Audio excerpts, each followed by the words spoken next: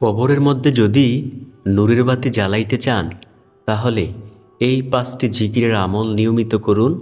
ইনশাআল্লাহ আপনার কবরের মধ্যে নূরের বাতি জ্বলবে ইনশাআল্লাহ। প্রিয় দর্শক, আজ শুক্রবার জুমার দিন এশারের নামাজের পর এই জিকিরগুলো বিশেষ করে বেশি বেশি পরিমাণে পাঠ করবেন ইনশাআল্লাহ। নবীজি সাল্লাল্লাহু আলাইহি ওয়াসাল্লাম বলেছেন, ও আমার উম্মতেরা শোনো, কোনো মানুষ যখন মৃত্যুবরণ করে তখন তার প্রথম ঘাঁটি হয় অন্ধকার কবর। এই কবরের মধ্যে যদি সে ধরা পড়ে যায় তাহলে বাকি যেই ঘাঁটিগুলো আছে সেই ঘাঁটিগুলো তার জন্য কঠিন হয়ে যায়। আর যদি সে নাজাত পেয়ে যায় তাহলে বাকি ঘাঁটিগুলো তার জন্য সহজ হয়ে যাবে। প্রিয় দর্শক, আমরা যদি চাই যে কবরের জিন্দেগিটা আমাদের জন্য সহজ হোক তাহলে বেশি বেশি পরিমাণে এই 5টি জিকিরের আমল অবশ্যই করব ইনশাআল্লাহ। নবীজি সাল্লাল্লাহু আলাইহি ওয়াসাল্লাম ফাতিমা রাদিয়াল্লাহু তাআলা আনহাকে ডেকে ডেকে বললেন, ও আমার আদরের মেয়ে শোনো, নিজেকে নিজে কবরের আযাব থেকে বাঁচিয়ে যাও। ওই কবরের মধ্যে যাইয়া যদি আমি নবীর পরিচয় দাও তাহলে কিন্তু কোনো কাজে আসবে না। ওই কবরের মধ্যে চলবে শুধু নেক আমলের পরিচয়। প্রিয় দর্শক, একটা বার একটু ভাইবেন, নবীজি সাল্লাল্লাহু আলাইহি ওয়াসাল্লামের আদরের কন্যা ফাতিমা রাদিয়াল্লাহু তাআলা আনহাকে যদি নবীজি সাল্লাল্লাহু আলাইহি ওয়াসাল্লাম এমন কঠিন কথা বলতে পারে তাহলে আমাদের ব্যাপারে নবীজি সাল্লাল্লাহু আলাইহি ওয়াসাল্লাম কতটা কঠিন হবে অবশ্যই একটু মাথায় রাখতে হবে। প্রিয় দর্শক, নবীজি সাল্লাল্লাহু আলাইহি ওয়াসাল্লামের সেই কন্যা ফাতিমা রাদিয়াল্লাহু তাআলা আনহা যখন ইন্তেকাল করলেন তখন আবু যর গিফারি রাদিয়াল্লাহু তাআলা আনহু কবরের সামনে গিয়ে 4টি কথা বলেছিলেন, ও কবর, তোমার মধ্যে এমন ব্যক্তিকে রাখতেছি তুমি জানলে অবাক হয়ে যাবে, যিনি হলেন হাসান হুসাইন রাদিয়াল্লাহু তাআলা আনহার আম্মা জান। ও কবর, তার সাথে যেন বেয়াদবিমূলক আচরণ না হয়। কবরের মধ্য থেকে কোনো জবাব নেই। দ্বিতীয়বার আবার তিনি বললেন, ও কবর, তোমার মধ্যে কাকে রাখতেছি তুমি কি জানো? শেরে খোদা আলীর স্ত্রী। ও কবর, তাকে তোমার মধ্যে রাখতেছি, তার সাথে তুমি বেয়াদবি করিও না। কবরের মধ্য থেকে এবারও কোনো আওয়াজ নাই। তৃতীয়বার আবার বললেন, ও কবর, তোমার মধ্যে কাকে রাখতেছি তুমি কি জানো? তোমার মধ্যে রাখতেছি সাইয়্যিদাতুন নিসাই ওয়াল জান্নাহ, অর্থাৎ জান্নাতের মহিলাদের সর্দারকে তোমার মধ্যে রাখতেছি। ও কবর, বেয়াদবি করিও না তার সাথে। এইবারও কবরের মধ্য থেকে কোনো আওয়াজ নেই। চতুর্থবার বললেন, ও কবর, তোমার মধ্যে কাকে রাখতেছি তুমি জানো? যাকে না বানাইলে আল্লাহ তাআলা এই দুনিয়ার কুল কায়নাত কিছুই সৃষ্টি করতেন না। যার প্রেমে পড়েছেন আল্লাহ তাআলা, সেই আখির নবীর মেয়েকে তোমার মধ্যে রাখতেছি, তুমি তার সাথে বেয়াদবি করিও না। এইবার কবরের মধ্য থেকে একটি আওয়াজ আসলো। এই আওয়াজটা গোটা দুনিয়ার মানুষের জন্য একটা এলান স্বরূপ হয়ে গেল। কবর বলতে লাগলো, আমি হচ্ছি অন্ধকার ঘর, সাপ বিচ্ছুর ঘর। শোনো হে আবু যর, আমার মধ্যে কে ফাতিমা রাদিয়াল্লাহু তাআলা আনহা, কে হাসান হোসাইন রাদিয়াল্লাহু তাআলা আনহুর আম্মা জান, আর কে নবীজি সাল্লাল্লাহু আলাইহি ওয়াসাল্লামের আদরের কন্যা, আর কে শেরে খোদা আলীর স্ত্রী। এই পরিচয় আমার মধ্যে চলবে না। আমার মধ্যে চলবে শুধু নেক আমলের পরিচয়। যে ব্যক্তি আমার মধ্যে নেক আমল লইয়া আসতে পারবে তার সাথে আমি ভালো ব্যবহার করব। সে পাবে আমি কবরকে জান্নাতের একটি টুকরা। আর যে আমার মধ্যে নেক আমল লইয়া আসতে পারবে না, সে যদি সারা দুনিয়ার মানুষের পরিচয়ও দেয় তাহলেও কোনো কাজে আসবে না। তাকে আমি দুই পাশের মাটি থেকে এমন জোরে চাপ দিব যে এক পাঁজরের হাড় অপর পাঁজরের মধ্যে ঢুকিয়ে ফেলব, এবং তার জন্য আমি হয়ে যাব জাহান্নামের স্থান। প্রিয় দর্শক, একটা বার একটু ভাবুন, যেই ফাতিমা রাদিয়াল্লাহু তাআলা আনহা জান্নাতের মহিলাদের সর্দারনী হবে, সেই ফাতিমা রাদিয়াল্লাহু তাআলা আনহার ব্যাপারে যদি কবর এমন কঠিন কথা বলতে পারে, তাহলে আমাদের ব্যাপারে কবর কেমন কঠিন হবে। তাই প্রিয় দর্শক, এই কথাগুলো ভাবিয়া ইনশাআল্লাহ আমরা বেশি বেশি পরিমাণে এই 5টি জিকিরের আমল করে মহান মালিকের কাছে অনেক দামি হওয়ার চেষ্টা করব। তো এখন চলুন আমরা সর্বপ্রথমে আলোচনা করি কবরের আযাবের ভয়াবহতা সম্পর্কে। দ্বিতীয়ত আলোচনা করব সেই 5টি জিকিরের আমল সম্পর্কে। নবীজি সাল্লাল্লাহু আলাইহি ওয়াসাল্লাম একটি দীর্ঘ হাদিস বর্ণনা করেন।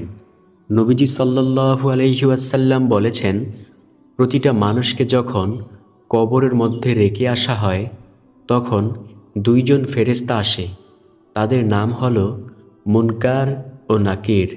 এই 2 ফেরেশতা আসিয়া তাকে বসাইয়া প্রশ্ন করে, এই আল্লাহর বান্দা বলো, তোমার রব কে?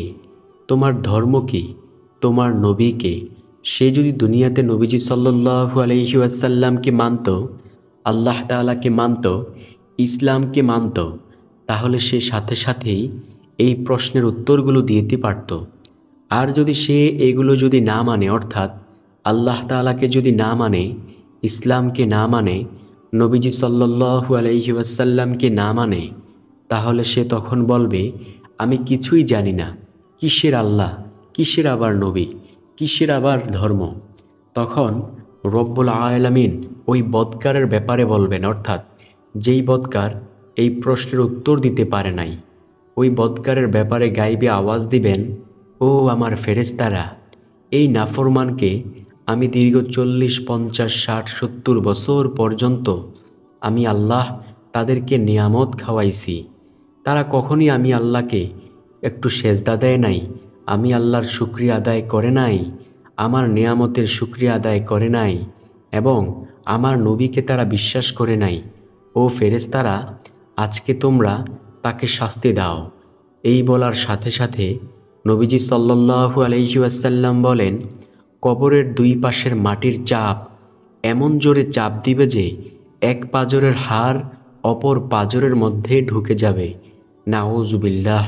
নবীজি সাল্লাল্লাহু আলাইহি ওয়াসাল্লাম বলেন, একজন ফেরেশতা আসবে তাকে পিটানোর জন্য, যেই ফেরেশতা চোখেও দেখে না, কানেও শোনে না। যদি কেউ চোখে দেখে, তখন তো অন্য কারো জন্য একটু মায়া লাগবে। যদি কানে শোনে, অন্য কারো চিৎকার শুনলে একটু মায়া লাগতে পারে। কিন্তু ওই ফেরেশতা এমন যে চোখেও দেখে না, কানেও শোনে না, তো কিভাবে তার মায়া লাগবে? সে কিয়ামত পর্যন্ত কবরের মধ্যে সেই লোহার হাতুড়ি দ্বারা আঘাত করতেই থাকবে। নবীজি সাল্লাল্লাহু আলাইহি ওয়াসাল্লাম বলেন, সেই আঘাতের একটা আঘাত যদি দুনিয়ার কোনো পাহাড়ের মধ্যে পড়ত, সেই পাহাড়টা একেবারে ধুলায় মিশে যাইত। এমন ভয়ঙ্কর হবে সেই এক একটা আঘাত।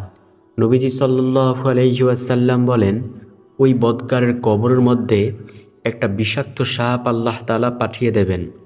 ওই বিষাক্ত সাপ যদি দুনিয়াতে শুধু একটু নিঃশ্বাস ফেলত, তাহলে কিয়ামত পর্যন্ত আর দুনিয়াতে কোনো ফসলাদি শস্য সম্পদ হইত না। নাউজুবিল্লাহ। কেমন বিষাক্ত সাপ হবে সেই সাপটা। তো প্রিয় দর্শক, এইভাবে কিয়ামত পর্যন্ত তার কবরের মধ্যে আযাব চলতেই থাকবে, অর্থাৎ তার কবরটা হয়ে যাবে জাহান্নামের একটা টুকরা। জাহান্নামের আগুনের বিছানা বিছিয়ে দেওয়া হবে তার কবরের মধ্যে। পক্ষান্তরে নবীজি সাল্লাল্লাহু আলাইহি ওয়াসাল্লাম বলেন, যে ব্যক্তি এই 3টি প্রশ্নের উত্তর দিতে পারবে, আল্লাহ সাথে সাথে একটি আওয়াজ দিবেন, ও আমার ফেরেশতারা, আমার এই বান্দার সাথে তোমরা অন্যায়মূলক আচরণ করিও না। এই বান্দাটাকে আজকে তোমরা জান্নাতের নাজ নেয়ামত ভোগ করতে দাও। সে দুনিয়াতে কত কষ্ট করিয়া আমি মহান মালিকের ইবাদত করেছে, কত যত্নের সহকারে আমি মহান মালিকের ইবাদত করেছে। আজকে তোমরাও তাকে যত্ন সহকারে রাখিও। তার কবরটাকে এত দূর পর্যন্ত প্রশস্ত করে দাও, যত দূর পর্যন্ত তার 2 চোখ যায়। সুবহানাল্লাহ। এই বলার সাথে সাথে তার কবরটাকে এত প্রশস্ত করে দেওয়া হবে, অর্থাৎ এত চওড়া করে দেওয়া হবে, যতদূর পর্যন্ত তার দুইটা চোখ যায়, সুবহানাল্লাহ, সে দেখতে পাইবে এরকম দুনিয়া। আল্লাহু আকবার। প্রিয় দর্শক, সে কবরের মধ্যে জান্নাতি নাজ নিয়ামত ভক্ষণ করতে থাকবে। জান্নাতি সব নিয়ামত সে কবরের মধ্যে পাইবে কিয়ামত পর্যন্ত। তারপর আবার হাসরের মাঠ, সেইখানে আবার তার বিচার, সবারই বিচার করা হবে কম বেশ। তো প্রিয় দর্শক, এই যে আল্লাহ তাআলা আমাদেরকে কবরের মধ্যে শাস্তি দিবেন, নয়তো জান্নাত দান করবেন, তো এটা পেতে হলে অবশ্যই এই 5টি জিকিরের আমল অবশ্যই করতে হবে ইনশাআল্লাহ। তো চলুন একে একে প্রত্যেকটি জিকিরের আমল সাথে আপনাদেরকে পরিচয় করিয়ে দেই। 1 নাম্বার যেই জিকিরের কথা বলবো, সেই জিকিরটি হলো নবীজি সাল্লাল্লাহু আলাইহি ওয়াসাল্লাম ইমামতি করতেছেন, তার পেছনে সাহাবায়ে কেরাম নামাজ পড়তেছেন। নবীজি রুকু থেকে দাঁড়াইলেন, সোজা হয়ে দাঁড়াইলেন। নবীজি বললেন, সামি আল্লাহু লিমান হামিদা।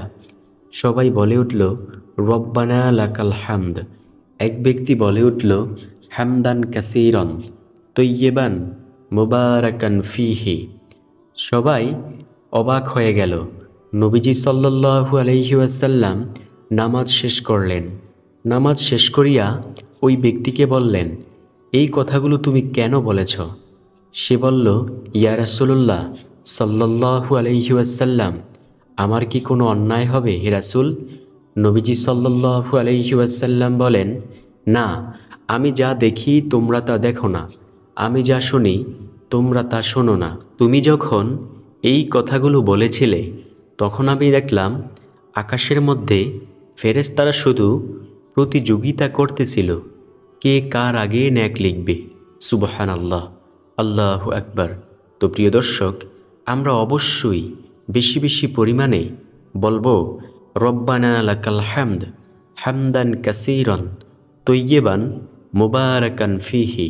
তাহলে রব্বুল আলামিনের ফেরেশতারাও আমাদের জন্য নেক লেখার জন্য প্রতিযোগিতা করবে ইনশাআল্লাহ।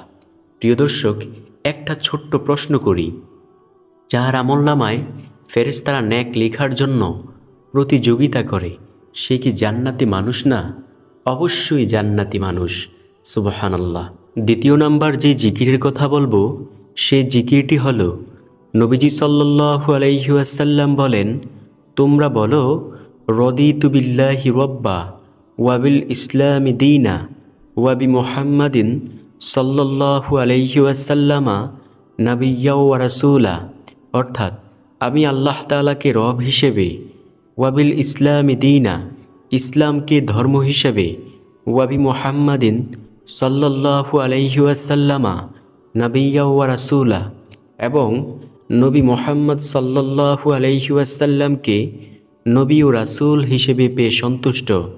নবীজি বলেন, তার জন্য আল্লাহর জান্নাত অবধারিত হয়ে যাবে। সুবহানাল্লাহ। তাই প্রিয় দর্শক, আমরা বেশি বেশি পরিমাণে বলবো, রদিতু বিল্লাহি রব্বা ওয়া বিল ইসলামি দীনা ওয়া বি মুহাম্মাদিন সাল্লাল্লাহু আলাইহি ওয়াসাল্লামা নাবিয়্যা ওয়া রাসূলা। তাহলে আমাদের জন্য আল্লাহ তাআলার জান্নাত অবধারিত হয়ে যাবে। সুবহানাল্লাহ, আল্লাহু আকবার। 3 নাম্বার জিকির হলো, নবীজি সাল্লাল্লাহু আলাইহি ওয়াসাল্লাম বলেন, তোমরা বলো, লা ইলাহা ইল্লাল্লাহ।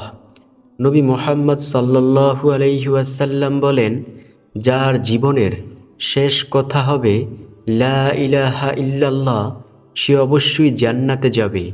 সুবহানাল্লাহ। নবীজি মুহাম্মদ সাল্লাল্লাহু আলাইহি ওয়াসাল্লাম বলেন, হাসরের মাঠে আল্লাহ তাআলা নবীজিকে ডেকে ডেকে বলবেন, ও আমার বন্ধু মুহাম্মদ সাল্লাল্লাহু আলাইহি ওয়াসাল্লাম, আপনি আপনার ওই সমস্ত উম্মতদেরকে লইয়া জান্নাতে প্রবেশ করুন, যে লা ইলাহা ইল্লাল্লাহ বলেছে এবং এর উপর ঈমান এনেছে। সুবহানাল্লাহ, আল্লাহু আকবার। তাই প্রিয় দর্শক, বেশি বেশি পরিমাণে লা ইলাহা ইল্লাল্লাহ জিকির অবশ্যই করার মতো চেষ্টা করব ইনশাআল্লাহ। তারপরের 4 নাম্বার যেই জিকিরের কথা বলবো, সেই জিকিরটি হলো, নবীজি সাল্লাল্লাহু আলাইহি ওয়াসাল্লাম বলেন, তোমরা বলো, লা হাওলা ওয়ালা কুওয়াতা ইল্লা বিল্লাহ। সাহাবায়ে কেরাম বললেন, ইয়া রাসূলুল্লাহ সাল্লাল্লাহু আলাইহি ওয়াসাল্লাম, আমরা এটা বললে কি উপকার হবে? নবীজি বললেন, যে ব্যক্তি বলবে লা হাওলা ওয়ালা কুওয়াতা ইল্লা বিল্লাহ, সে জান্নাতের গুপ্তধন সমূহের মধ্যে একটি গুপ্তধন পাইবে। সুবহানাল্লাহ। প্রিয় দর্শক, দুনিয়াতে মানুষ গুপ্তধন পাওয়ার আশায় কত কিছুই না করে থাকে, অথচ জান্নাতের গুপ্তধন আমাদের একেবারে ঠোঁটের মাথায় রয়েছে। আমরা চাইলেই পাঠ করতে পারি, কিন্তু আমরা অলসতা অবহেলা করে এটা পাঠ করি না। ইনশাআল্লাহ অলসতা অবহেলা করব না। এই জিকির অবশ্যই করার মতো চেষ্টা করব ইনশাআল্লাহ। সর্বশেষ নাম্বার যেই আমলের কথা বলবো, এটা জিকির না, এটা হলো একটি আমল। নবীজি সাল্লাল্লাহু আলাইহি ওয়াসাল্লাম বলেন, যে ব্যক্তি প্রতি রাতে ঘুমানোর পূর্বে অর্থাৎ এশারের নামাজের পর সূরাতুল মুলক তিলাওয়াত করবে, রব্বুল আলামিন কবরের আযাব থেকে তাকে রক্ষা করবেন। সুবহানাল্লাহ। প্রিয় দর্শক, আপনি সূচিপত্র দেখে অর্থাৎ পবিত্র কোরআনের সূচিপত্র দেখে এই সূরাতুল মুলক বের করে ইনশাআল্লাহ পাঠ করবেন। সূরাতুল মুলকের শুরুতে হলো তাবারাকাল্লাযী বিয়াদিহিল মুলক ওয়া হুয়া আলা কুল্লি শাইইন কাদির। এই আয়াতটা যদি দেখেন তাহলে বুঝে নেবেন এটা সূরাতুল মুলক।